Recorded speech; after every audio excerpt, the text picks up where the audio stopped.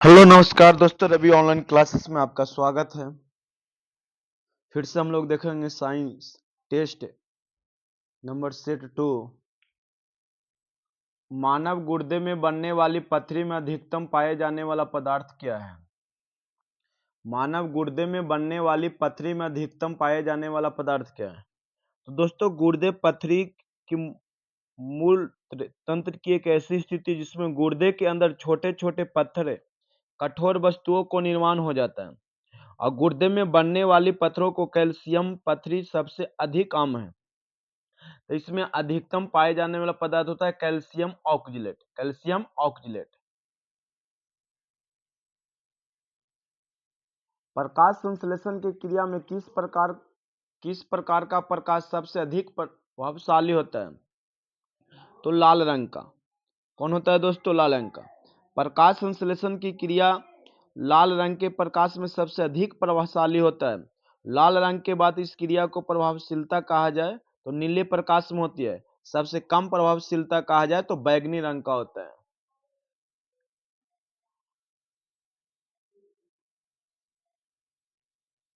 Nitrogen स्थिरीकरण में leg haemoglobin का मुख्य कार्य क्या है?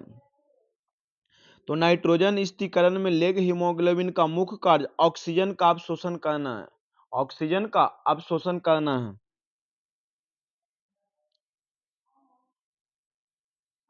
कॉलम ए कॉलम बी को मिलाइए। देखिए,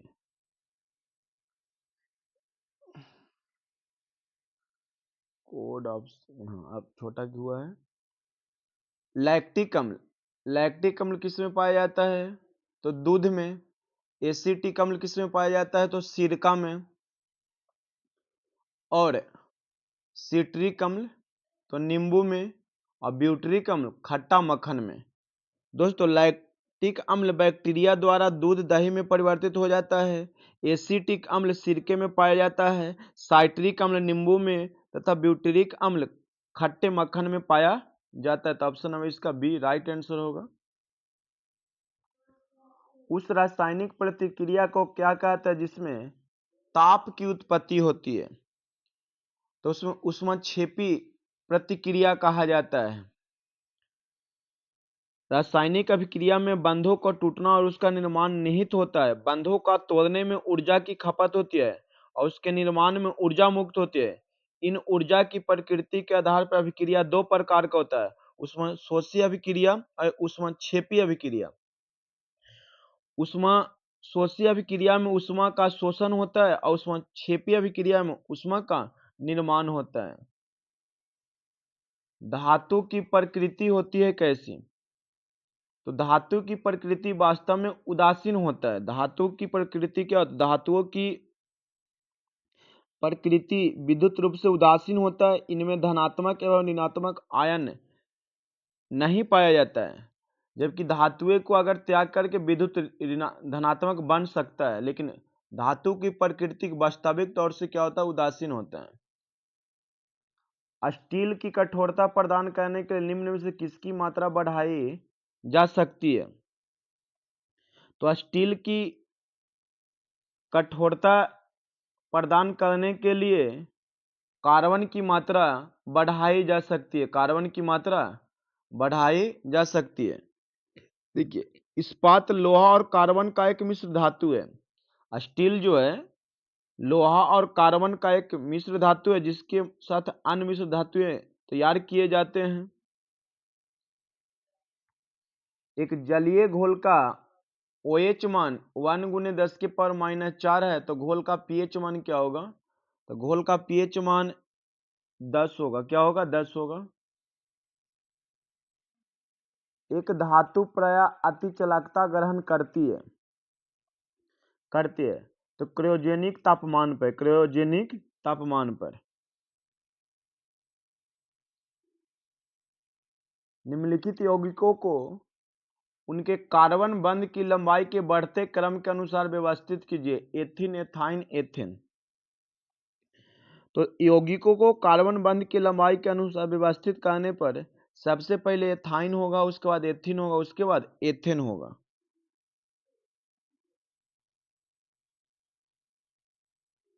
आधुनिक आवर्त सारणी के साथ किसका नाम जुड़ा हुआ है?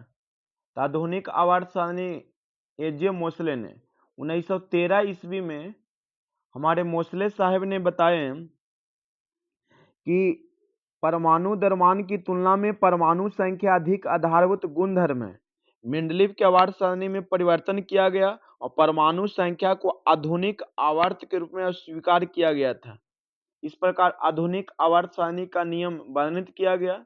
जबकि आवर्त सारणी देने वाला पहला वैज्ञानिक कौन था? मेंडलीव था। जबकि आधुनिक आवर्त सारणी के किसका नाम जुड़ा हुआ है? तो एच जे मोसले का। निम्नलिखित में से कौन सा लवण पानी में घुलनशील नहीं है? तो पोटेशियम कार्बोनेट। पोटेशियम कार्बोनेट पानी में घुलनशील नहीं है।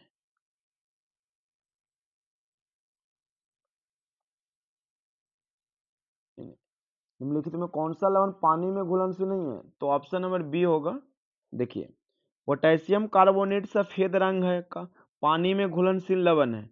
एल्कोहल में घुलनशील है, परंतु कैल्शियम क्लोराइड पानी तथा अल्कोहल दोनों में घुलता है। और सोडियम सल्फेट जो है मुख्यतः डिटर्जेंट के निर्माण होता है।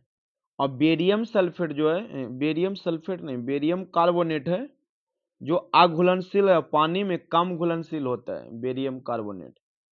ब्लीचिंग पाउडर का रासायनिक नाम क्या है? तो ब्लीचिंग पाउडर का रासायनिक नाम है कैल्शियम हाइपोक्लोराइड। Calcium hypochloride. सूत्र होता है कैल्शियम ऑक्सीक्लोराइड भी इसे कहा जाता है। Cl यही होता है। निम्नलिखित में किसे जुड़वा खनिज कहा जाता है? तो सीसा और जस्ता को जुड़वा खनिज कहा जाता है। सीसा एवं जस्ता को जुड़वा खनिज कहा जाता है। खनिज क्योंकि यह खनिज सामान्यतः साथ साथ पाए जाते हैं दोस्तों। 4 kg की एक वस्तु विराम अवस्था में स्थित है। एक स्थिर बल की क्रिया के तहत 5 मीटर पर सेकंड की गति प्राप्त करता है। बल द्वारा किया गया कार्य क्या होगा? तो बल द्वारा किया गया कार्य 50 जूल होगा। हेनरी इकाई है किसकी? तो हेनरी इकाई है स्वप्रेरकत्व का, स्वप्रेरकत्व की। मनुष्य के मस्तिष्क की सबसे बाहरी झिल्ली क्या है? मनुष्य के मस्तिष्क की सबसे बाहरी झिल्ली क्या है? तो मनुष्य की मस्तिष्क का सबसे बाहरी झिल्ली जो होता है ड्यूरोमेटर होता है। 15 ओम, 20 ओम तथा 30 ओम के प्रतिरोध समांतर क्रम में, तो परिणाम समतुल्य प्रतिरोध क्या होगा? ये तीनों को जोड़ दिया गया है समांतर क्रम में, तो इसका समतुल्य प्रतिरोध क्या होगा? तो निकाल लीजिएगा। 1/RP बराबर 1/R1 plus 1/R2 plus 1/R3 पे फॉर्मूला लगा कैल्शियम निकालिएगा, तो इसका राइट आंसर आएगा 9/60। पलटिएगा तो 60/9। ऑप्शन नंबर डी इसका राइट आंसर होगा। चुंबकीय क्षेत्र में स्वतंत्र रूप से चलने पर प्रोटॉन का निम्नलिखित में से कौन सा गुण नहीं बदल सकता है? तो चाल नहीं बदल सकता है। मानव शरीर में कोशिकाओं की खोज किसने किए थे? तो मानव शरीर में कोशिकाओं का खोज 1665 में इंग्लैंड के वैज्ञानिक रॉबर्ट हुक ने किए थे। ऑप्शन नंबर डी यहाँ पे कट गया है, रॉबर्ट हुक होगा। तो ये रहा आपका 20 इंपोर्टेड क्वेश्चन सर।